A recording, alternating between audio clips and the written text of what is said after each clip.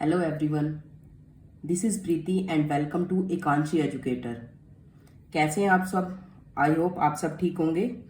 आज की इस वीडियो में हम लोग डिस्कस करने वाले हैं chapter number 3 exercise 3.2।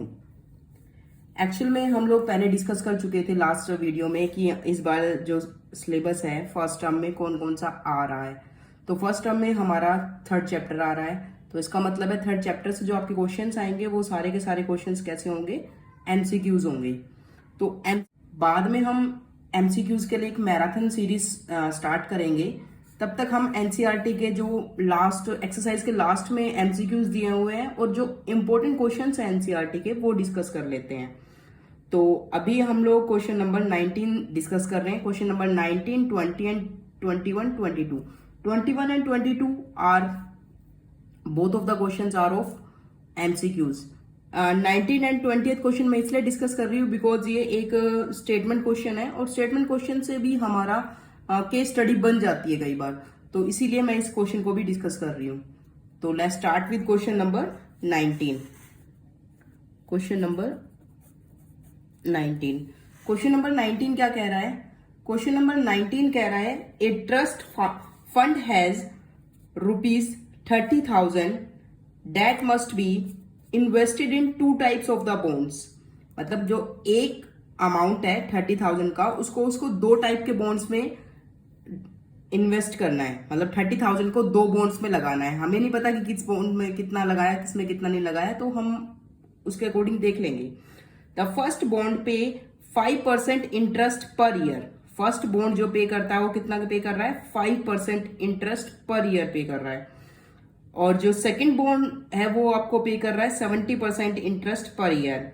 Use matrix multiplication determine how to divide the ₹30,000 among the two types of the bond if the trust fund must obtain an annual total interest of rupees.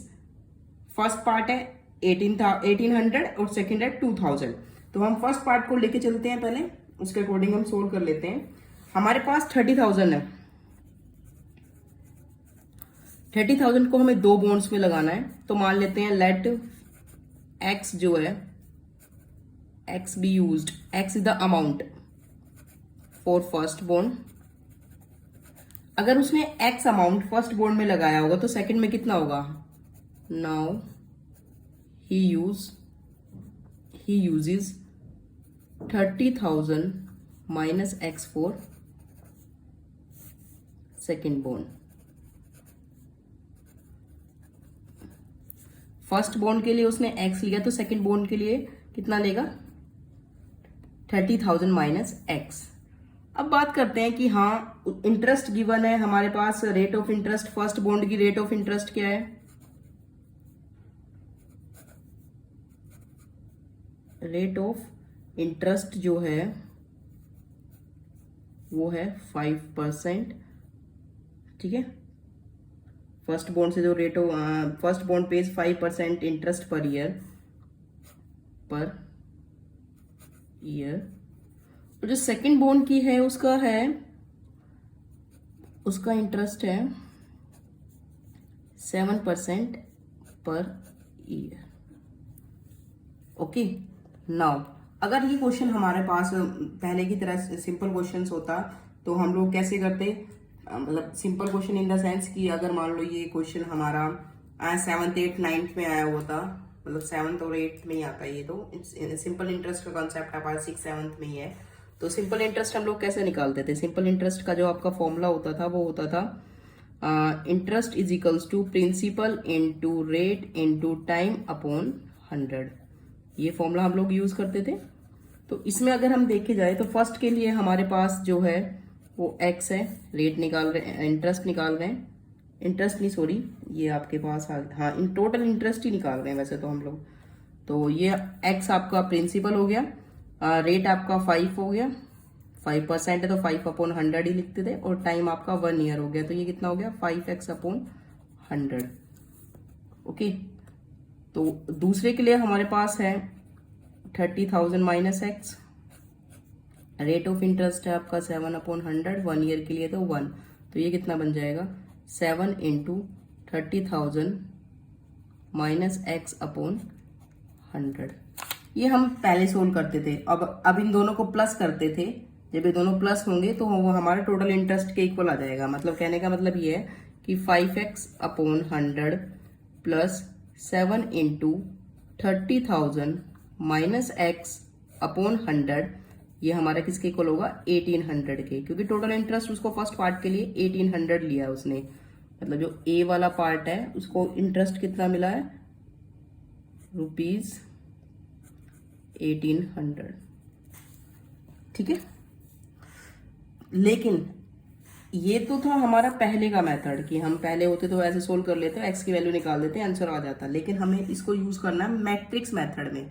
Matrix method में करने का मतलब क्या है कि हमें दो matrix बनानी है, ठीक है, और फिर उसका मैट्रिक्स, नेक्स्ट मैट्रिक्स हमारा किसके इक्वल होगा? 1800 का। तो सबसे पहले हम लोग मैट्रिक्स बना लेते हैं। मैं आपको एक बार बता देती हूँ कैसे होगा ये। हमारा इंटरेस्ट जो है, इंटरेस्ट है हमारा 1800। हमने एक मैट्रिक्स बनाई जिसका ऑर्डर है 1/1। 1800 हमारा इंटरेस्ट है, इसका ऑर्डर है 1/1।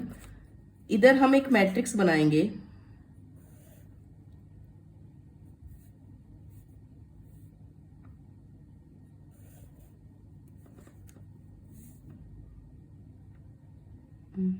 इधर हम एक मैट्रिक्स बना लेते हैं जिसका ऑर्डर है 2/1, ठीक है। और इधर जो मैट्रिक्स बनेगी उसका ऑर्डर जो हम लोग लेंगे वो होगा 1/2, क्योंकि ऑर्डर हमें 1/1 लेके आना है। तो ऑर्डर 1/1 तभी आ सकता है क्योंकि एलिमेंट तो हमारे पास दो ही है भाई। हमारे पास दो एलिमेंट है, एक एक्स है, एक 30,000 माइनस एक्स है, ठीक है। और मतलब एक चीज है, जैसे इधर इधर हम डाल सकते हैं सारा अमाउंट और इधर हम डाल सकते हैं रेट। ये मैट्रिक्स हम अमाउंट के लिए बना लेते हैं और ये वाली मैट्रिक्स हम रेट के लिए बना लेते हैं, ठीक है।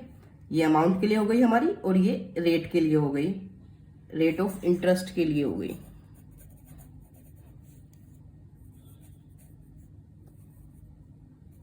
ये हमारी रेट ऑफ इंटरेस्ट के लिए हो गई। अमाउंट के लिए हमने पहली मैट्रिक्स बनाई और रेट ऑफ इंटरेस्ट के लिए हमने दूसरी मैट्रिक्स बनाई। जो फाइनली इसका ऑर्डर निकल के आएगा, क्योंकि इसका ऑर्डर ये फर्स्ट का ये है और सेकंड का ऑर्डर ये है, तो फाइनली ये तो इक्वल हो गए। जो ऑर्डर निकल के आएगा वो 1/1 निकल के आएगा और इक्वल्स टू में भी हमें 1/1 ऑर्डर की ही एक मैट्रिक्स है। तो सबसे पहले तो हमें ऑर्डर के अकॉर्डिंग ही क्वेश्चन करना होगा। पहले हमें ऑर्डर मैच करना होगा। तो अमाउंट क्या है, पहले हम अमाउंट लिख लेते हैं। हमारा पहला अमाउंट है एक्स और दूसरा अमाउंट है हमारा 30,000 माइनस एक्स। रेट, क्योंकि एक्स हमारा किससे मल्टीप्लाई होना चाहिए? 5 से मल्टीप्लाई होना चाहिए। तो हम उसके लिए रेट ऑफ इंटरेस्ट कर लेंगे 5/100 और दूसरे के लिए रेट ऑफ इंटरेस्ट हमारे पास क्या है? 7/100। और ये दोनों आपस में किसके इक्वल आएंगे? मतलब मल्टीप्लाई होने के बाद ये किसके इक्वल आएगा? 1800 के इक्वल आएगा। क्लियर? इसके बाद हम इसकी मल्टीप्लीकेशन करेंगे। मल्टीप्लीकेशन का रूल वही कहता है, row into column. First row first element को फर्स्ट कॉलम के फर्स्ट एलिमेंट से मल्टीप्लाई करेंगे। तो x को 5/100 से मल्टीप्लाई करेंगे। 30,000 माइनस एक्स को 7/100 से मल्टीप्लाई करेंगे। दोनों को प्लस करेंगे। प्लस करने के बाद वो हमारा एक 1/1 की मैट्रिक्स बन जाएगी। अब 1/1 की मैट्रिक्स हम लिख लेते हैं। 1/1 की मैट्रिक्स हमारी क्या बनेगी? x into 5/100 plus 30,000 minus x into 7/100 that is equals to 1800। Okay, जब दो मैट्रिक्स इक्वल होती है और उनका ऑर्डर भी इक्वल होता है तो उनके एलिमेंट्स को हम कंपेयर कर सकते हैं। ये A11 एलिमेंट हमारा B11 एलिमेंट के इक्वल होगा। अगर मान लेते हैं ये हमारी A मैट्रिक्स है और ये हमारी B मैट्रिक्स है, तो A11 एलिमेंट हमारा B11 एलिमेंट के इक्वल होगा। तो हम लिखते हैं 5x/100 plus 7 into 30,000 minus x/100 is equals to 1800 इसको सोल्व कर लेते हैं। इसको सोल्व करने के लिए क्या करेंगे, एलसीएम लेंगे। एलसीएम लेंगे तो 5x plus 2,10,000 2,10,000 minus 7x is equals to 1800, और इधर हमने एलसीएम लिया था तो इसका 100 नीचे आ जाएगा। इसको उधर मल्टीप्लाई कर लेते हैं। 5x minus 7x minus 2x plus 2,10,000 is equals to 1,80,000। ठीक है, क्योंकि 100 इधर मल्टीप्लाई हो जाएगा। Minus 2x is equals to 1,80,000 minus 2,10,000। 1,80,000 में से हम 2,10,000 माइनस करेंगे तो हमारा कितना बचेगा, 30,000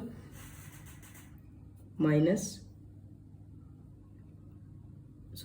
2x is equals to minus 30,000।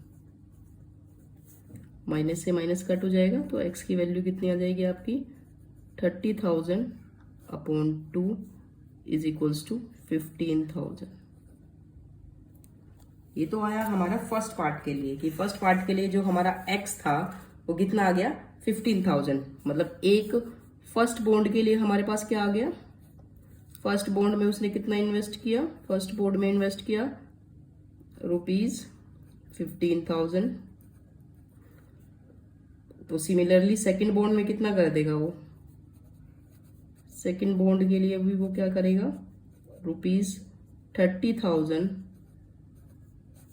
Minus 15,000 is equals to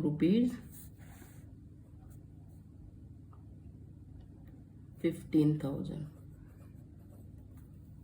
okay, कर लेते हैं। तो सिमिलरली करके लिख लेते हैं। Similarly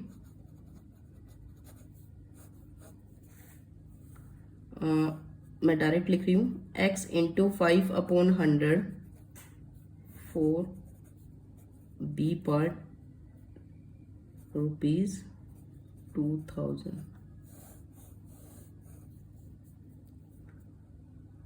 minus 30,000 minus x multiply by 7/100 is equals to 2,000। Okay, अब क्या करेंगे, अब इसको सोल्व कर लेते हैं। सोल्व करने के लिए वही सेम कि यहाँ 5x/100 हमारा माइनस 2,10,000 माइनस 7x, सॉरी ये प्लस है, upon 100 is equals to 2,000। Solve करेंगे, एलसीएम लेंगे। 5x plus 2,10,000 minus 7x is equals to 2 lakh बन जाएगा, क्योंकि 100 उधर जाके मल्टीप्लाई हो जाएगा। ठीक है, उसके बाद अगर हम करेंगे तो minus 2x is equals to 2 lakh minus 2,10,000। तो फाइनली यहाँ 10,000 बचेगा, माइनस 10,000 बचेगा, कट हो जाएगा। तो x की वैल्यू कितनी आ जाएगी, 5,000। मतलब फर्स्ट बॉन्ड में उसने कितना लगाया, 5,000। तो सेकंड बॉन्ड में वो कितना लगाएगा, 25,000। सिंपल। फर्स्ट बॉन्ड में उसने लगाया 5,000, तो सेकंड में कितना लगाएगा, फर्स्ट बॉन्ड में उसने लगाया ₹5,000, तो सेकंड में कितना लगेगा, ₹25,000। बिकॉज वो 30,000 माइनस 5,000 करेंगे तो 25,000 आ जाएगा। सिंपल। ये था आपका question number 19। Now come to question number 20।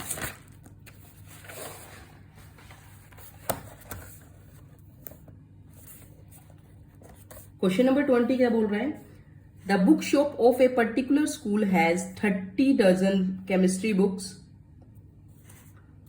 30 dozen chemistry books, 8 dozen physics books, 10 dozen economics books. Their selling price are ₹80. Selling price है SP ₹80, ₹60 and ₹40 each respectively. Find the total amount that the bookshop will receive from the selling all the books using matrix method, using matrix method. So कैसे solve करेंगे? हम 20th लेते हैं. देखो chemistry book कितनी है? Chemistry book हमारे पास है 10 डजन. तो टोटल कितनी हो जाएंगी? टोटल केमिस्ट्री बुक हो जाएंगी हमारी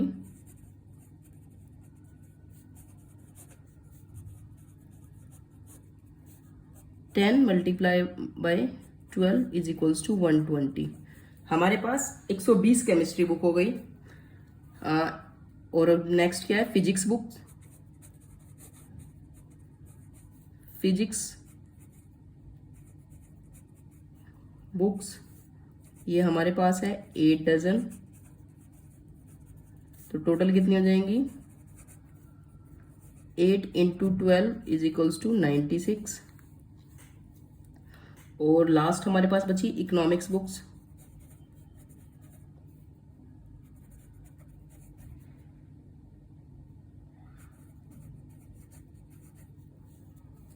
ठीक है, वो हमारे पास है 10 डजन. तो टोटल इकोनॉमिक्स बुक्स कितनी हो जाएंगी हमारे पास? टोटल हो गई 10 इंटू 12 इज इक्वल्स टू 120. ठीक है, केमिस्ट्री बुक हमारे पास 120 है, फिजिक्स बुक्स हमारे पास 96 है और इकोनॉमिक्स बुक्स हमारे पास 120 है. अगर हम छोटे बच्चों की तरह अगर हम इसको सोल्व करते तो हम लोग क्या करते कि हमारे पास टोटल केमिस्ट्री बुक आ गई है, उसका प्राइस दिया हुआ है, उसको मल्टीप्लाई करके लिख देंगे. जैसे 120 इंटू 80. ठीक है, फिर इसमें हम प्लस करते हैं कि हमारे पास 96 फिजिक्स की बुक दी हुई है और उसका प्राइस दिया हुआ है 60. ठीक है, प्लस यहाँ पे 120 हमारी इकोनॉमिक्स की बुक्स दी हुई है और प्राइस दिया हुआ है 40. ठीक है, तो बोर्ड मास के रूल के अकॉर्डिंग हम इसको सोल्व कर लेते हैं और इसका जो आता है वो आंसर बन जाता है. तो कैसे करते हैं? 96 प्लस 0 6 5 7 प्लस 0 0 4 8. इन सबको प्लस कर लेते हैं. प्लस करने के लिए प्लस करेंगे तो हमारे पास क्या आएगा? 9600 5760 4800. इसको सोल्व कर लेते हैं. 8 plus 7 is 15 and 15 plus 6 is 21. तो ये हो जाएगा 1 carry 2. 9 plus 2 is 11. 11 plus 9 is 20. ठीक है, ये आपका आंसर आता अगर आप पहले की तरह सोल्व करते तो. लेकिन अगर आपको ये मैट्रिक्स मेथड में यूज करना है तो इसको हम कैसे सोल्व करेंगे? हम इसको मैट्रिक्स मेथड यूज करेंगे. तो यहाँ पे हम लोग लिख लेते हैं मैट्रिक्स मेथड के लिए हम लोग क्या करेंगे?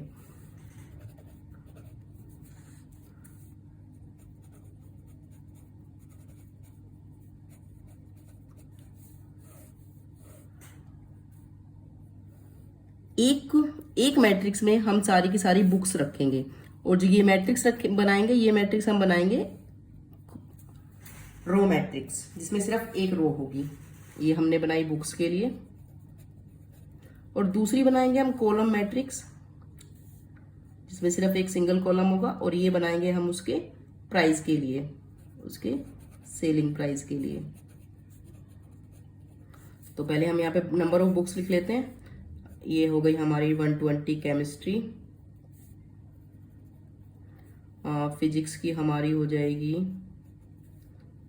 96 और ये हो जाएगी इको की, इकोनॉमिक्स की जो हमारे पास है 120. इतना हमने लिखा. इसके बाद हम इनके कोरस्पॉन्डिंग जो इनका अमाउंट है, सेलिंग प्राइस है, वो लिख लेते हैं. ये हमारा ₹80, इसका है रुपीज़, फिजिक्स का है ₹60 और इकोनॉमिक्स का है ₹40. तो अब इसको रो इंटू कॉलम की मल्टीप्लिकेशन कर लेते हैं. रो इंटू कॉलम की मल्टीप्लिकेशन करने पर क्या आएगा? 120 into 80 plus 96 into 60 plus 120 into 40. ठीक है, ये होगा amount, total amount received by book shop.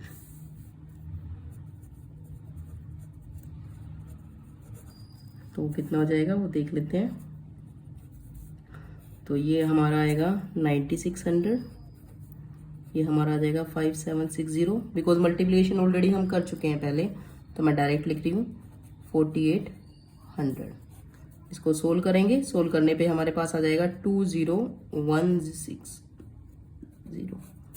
तो इसका फाइनल आंसर हो जाएगा ₹20,160। ये हो गया हमारा question number 20। Now come to number 21।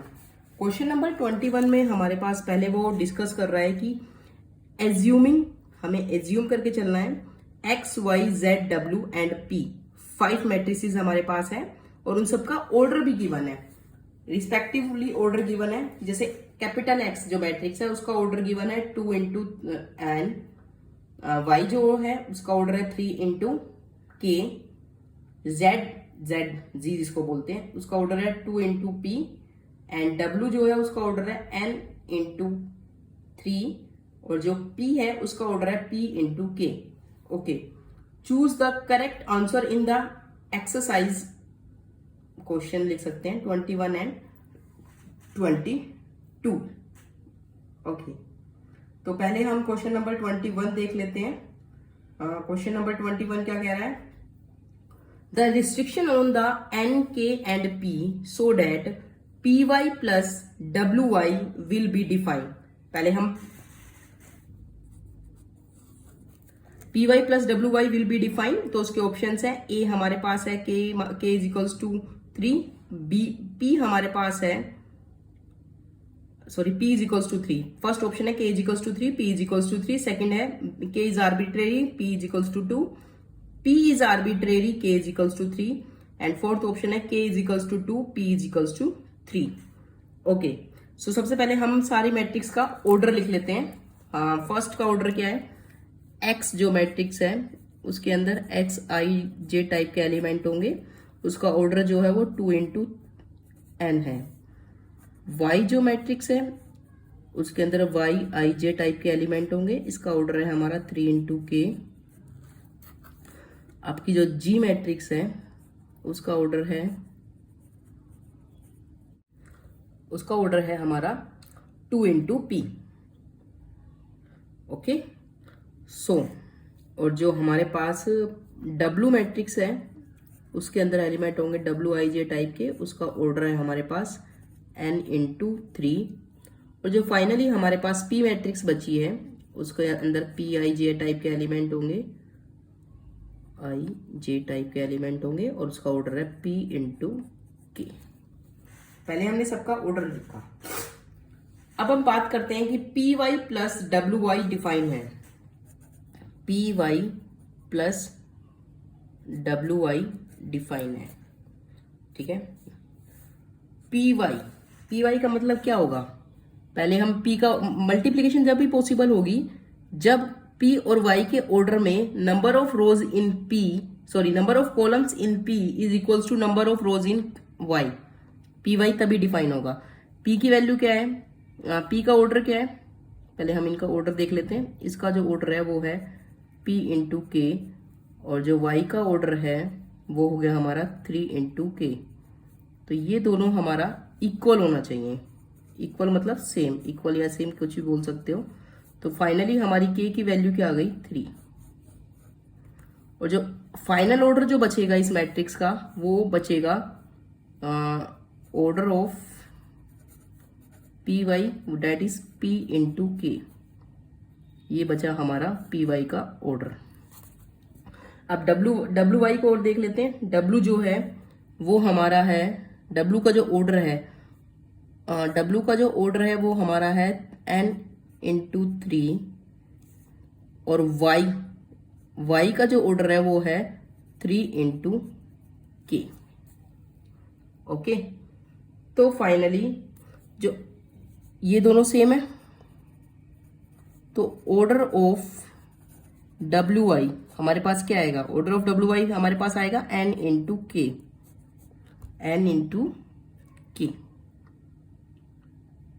ठीक है, अब जब हमें दोनों को ऐड करना है, तो दोनों को ऐड करना का मतलब क्या है, ये दोनों तभी ऐड होंगे जब इन दोनों का जो ऑर्डर है वो सेम होगा। दो मैट्रिक्स तभी ऐड हो सकती है जब दोनों का ऑर्डर सेम है। तो ऑर्डर ऑफ